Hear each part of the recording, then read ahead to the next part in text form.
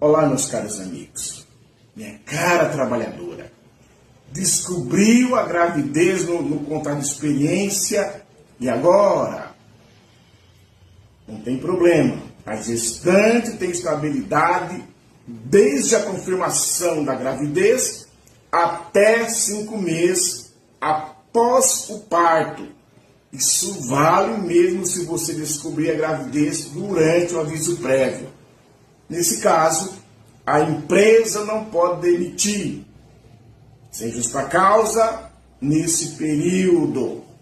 A gravidez é sagrada, a maternidade é sagrada.